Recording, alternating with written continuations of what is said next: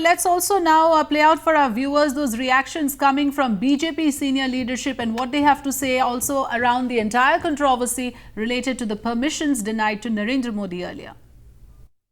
I can say that CEC, that's the Central Election Commission, has taken cognizance, which is a welcome change.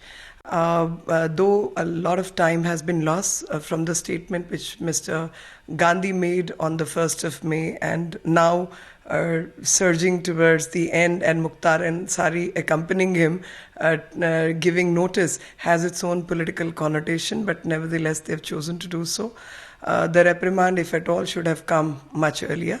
The second aspect is when the particular confusion was about whether Mr. Modi has in fact violated any law when he went for giving his vote, and there were press people who are usually there taking pictures, and that time when he just came back. यही तो हमारी शिकायत है, यही हमारी पीड़ा है कि यहाँ पर राहुल गांधी रोड शो कर सकते हैं, अखिलेश यादव रोड शो कर सकते हैं, बेनियाबाग में अखिलेश यादव भाषण दे सकते हैं, अरविंद केजरीवाल भाषण दे सकते हैं, रोड शो कर सकते हैं, नरेंद्र मोदी भाषण नहीं दे सकते काशी में। यही पीड़ा है। ये दोहरे मानदंड क्यों हैं? वैसे हमारा पूरा विश्वास है कि राहुल गांधी, अखिलेश यादव, अरविंद केजरीवाल रोड शो करें, एयर शो करें, वाटर शो करें, काशी की जनता नरेंद्र मोदी को लाखों के बहुमत से जिताएगी और बाकी सबों की जमानत जब्त होगी।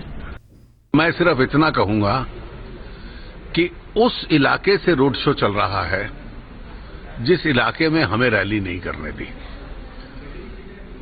तो चुनाव आयोग को इस सच्चाई के साथ जीना पड़ेगा कि बेनियाबाग क्षेत्र में जो सुरक्षा कारण हैं वो सिर्फ बीजेपी पे लागू हैं, बाकी तीनों दलों पे लागू नहीं है।